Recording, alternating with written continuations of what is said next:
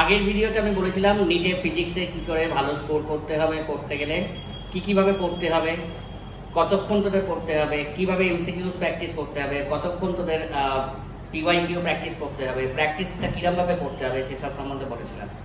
এই ভিডিওতে আমি যেটা বলতে যাচ্ছি সেটা হচ্ছে নিটের 160+ স্কোর করতে গেলে ফিজিক্সে আমাকে কোন কোন চ্যাপ্টারের উপর বেশি স্ট্রেস দিতে হবে। আজকে আমি 11 এর পার্টে বলছি, নেক্সট ভিডিওতে আমি 12 এর পার্টের কথা বলবো।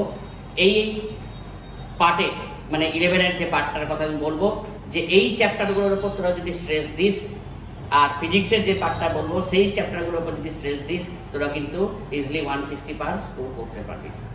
নর্মালি সব চ্যাপ্টারই করবি, কিন্তু এই চ্যাপ্টারগুলোর উপর আমাকে পাখির চোখ করে রাখতে হবে যাতে আমি 160+ মার্কসটা মানে স্কোরটা সিকিউর করতে পারি।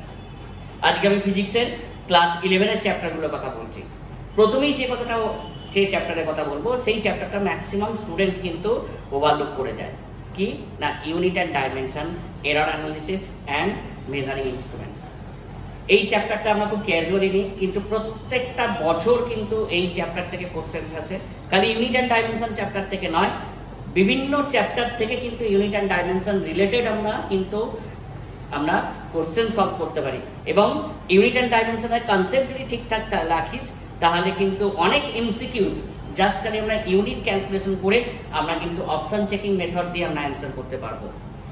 প্লাস পার্সেন্টেজ অফ এরর, এই পার্সেন্টেজ অফ এররটা কিন্তু খালি ইউনিট অ্যান্ড ডাইমেনশন থেকে আসে না, প্রত্যেকটা চ্যাপ্টারে কিন্তু এই percentage of error related questions কিন্তু আসতে পারে।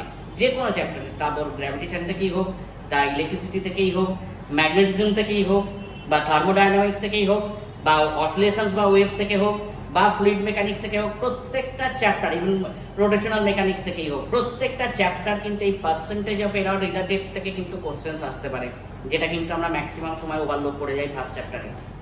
থার্ড থিং প্রত্যেকটা সেটা হচ্ছে আমাদের instruments, measuring instrument, vernier caliper, screw gauge. প্রত্যেকটা বছর কিন্তু এই ইনস্ট্রুমেন্টস থেকে কোশ্চেন এসছে। Vernier caliper, screw gauge, normal vernier caliper, আমাদের মেজারিং ইনস্ট্রুমেন্টস, এর সাথে কিন্তু উইথ এরর, উইদাউট এরর, এগুলো কিন্তু কোশ্চেন এসছে, যেগুলো কিন্তু প্রত্যেক বছর এসছে। তাই আমাদের প্রথমেই করতে হবে যেটা unit and dimension, error analysis and measuring instruments. এই চ্যাপ্টারটা কিন্তু ওভারলুক করে যায়। এই চ্যাপ্টারটাতে কিন্তু আমরা বিভিন্ন জায়গা থেকে ইটসেলফ ইউনিট অ্যান্ড ডাইমেনশন থেকে আমরা কিন্তু 2 থেকে 3টে কোশ্চেন্স পাবো। তারপরে যেটা আসছে সেটা হচ্ছে Newton's loss of motion, normally with friction. এটাও কিন্তু একটা ইম্পর্টেন্ট চ্যাপ্টার। এই চ্যাপ্টারটা আমাদের কনসেপ্ট বিল্ডিং এর পাশাপাশি ফ্রি বডি ডায়াগ্রাম, তাছাড়া ফ্রিকশন রিলেটেড কোশ্চেন থেকে আমার work per energy related question, কারণ work per energy related question যেগুলো আসে সেগুলো সব ফ্রিকশন থেকে ক্লাব করে আসে। তার মানে এই নিউটনস অফ এনএলএম যদি আমি ঠিকঠাক করে করি, প্লাস ফ্রিকশন যদি ঠিকঠাক করে করি, আমরা NLM, work per energy and friction, এই 3টে চ্যাপ্টার মিলিয়ে কিন্তু আমি একটা গ্রুপ অফ কোশ্চেন্স পাবো যেটা 2 থেকে 3টে। তাহলে এই চ্যাপ্টারটাও কিন্তু প্রচন্ড ইম্পর্টেন্ট। থার্ড থিং আমি একটা যেটা অ্যাড করছি 1D মোশনের নর্মাল কনসেপ্টের পাশাপাশি, সেটা হচ্ছে প্রজেক্টাইল মোশন। প্রচন্ড ভাইটাল। প্রজেক্টাইল মোশন থেকে প্রত্যেক বছর কিন্তু কোশ্চেন্স আসে, একটা বা দুটো কোশ্চেন আসে। প্রজেক্টাইল মোশন, 1D মোশন একটা ছোট পার্ট। এই প্রজেক্টাইল মোশনটাকে কিন্তু আমাদের ঠিকঠাকভাবে করতে হবে। তারপরে যেটা আসছে সেটা হচ্ছে গ্র্যাভিটেশন। গ্র্যাভিটেশনটা আমাদের খুব ভালোভাবে করতে হবে, কারণ গ্র্যাভিটেশনের ক্ষেত্রে দেখেছিস একদম ডাইরেক্ট ফর্মুলা বেস কোশ্চেন আছে, এবং গ্র্যাভিটেশনের যে ফর্মুলাগুলো সেগুলো ইলেকট্রোস্ট্যাটিক্সের ফর্মুলার সঙ্গে টোটালি রিলেটেড। জাস্ট ওখানে কুলম্বস ল আছে, এখানে গ্র্যাভিটেশনাল ল আছে। বাকি সমস্ত যে পোটেনশিয়াল ফিল্ডের যে মানে আমাদের থিওরিগুলো বা যে আমাদের ফর্মুলাগুলো, সেগুলো কিন্তু আমাদের লিখে প্র্যাকটিস করতে হবে, এবং ডাইরেক্ট স্ট্রেট কাট কোশ্চেন্স আছে।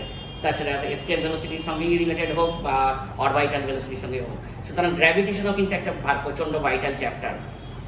তারপরে যে চ্যাপ্টারটার কথা আমি যাবো সেটা হচ্ছে থার্মোডাইনামিক্স অ্যান্ড কেটিজি। এই থার্মোডাইনামিক্স কেটিজি থেকে আমরা কিন্তু 2 থেকে 3টে কোশ্চেন পাই। থার্মোডাইনামিক্স কেটিজি কিন্তু প্রচন্ড ইম্পর্টেন্ট চ্যাপ্টার। এটা কিন্তু আমাদের থার্মাল প্রপার্টিজ এর মধ্যে সবথেকে ইম্পর্টেন্ট চ্যাপ্টার, এবং এটার উপর আমাদের স্ট্রেস দিতে হবে। লাস্ট যেটা আমি যাচ্ছি 11 এর, তাহলে হচ্ছে অসিলেশনস, তার সঙ্গে ওয়েভসের থেকে যে কোশ্চেনগুলো আছে জেনারেলি বিট রিলেটেড কোশ্চেন্স আছে, খুব ডাইরেক্ট ফর্মুলা বেস কোশ্চেন্স আছে ওয়েভসের থেকে। আর অসিলেশনস ক্ষেত্রে ব্যাপারটা কি, অসিলেশনস কিন্তু যে কোনো চ্যাপ্টার থেকে আসতে পারে। আমি যখন ক্লাসে পড়িয়েছিলাম বা বিভিন্ন ক্লাসে যখন বলি, দেখবে অসিলেশনস তোদের কিন্তু ইলেকট্রোস্ট্যাটিক্স থেকেও আসতে পারে, চার্জ পেন্ডুলাম রিলেটেড, বা অসিলেশনস কিন্তু তোদের নর্মাল রোটেশনাল মেকানিক্স থেকেও আসতে পারে, অসিলেশনস কিন্তু তোকে স্প্রিং পেন্ডুলাম থেকে আসতে পারে, অসিলেশনস তোদের কিন্তু তোদের ইলেকট্রোস্ট্যাটিক্স রিলেটেড থেকে আসতে পারে বা তোদের কারেন্ট ইলেকট্রিসিটি থেকে আসতে পারে। যাই হোক, অসিলেশনসও কিন্তু প্রচন্ড ভাইটাল চ্যাপ্টার।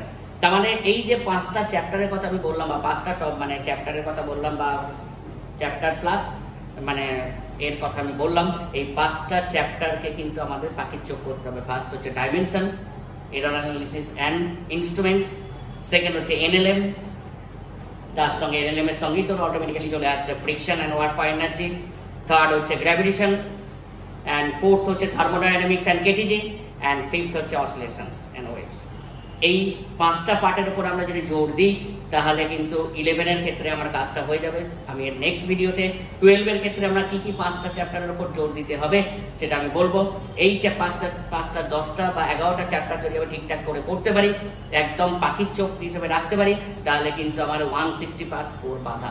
তোরা আমার চ্যানেলটাকে সাবস্ক্রাইব করে রাখ, ভালো লাগলে লাইক কর, শেয়ার কর, কারণ এরকম ভিডিও অনেক আসতে চলেছে এবং এই সিরিজগুলোর উপর আমি আমার এর পরে যে সিরিজগুলো করব কন্টিনিউ টু নিট পরীক্ষা পর্যন্ত, সেটা হচ্ছে প্রত্যেকটার এই যে ইম্পর্টেন্ট টপিকগুলো বললাম, চ্যাপ্টারগুলো বললাম, সেখান থেকে বাছা এমসিকিউজ অ্যান্ড কনসেপ্ট আমি কিন্তু তোদের এই আমার ইউটিউব চ্যানেলে পোস্ট করবো।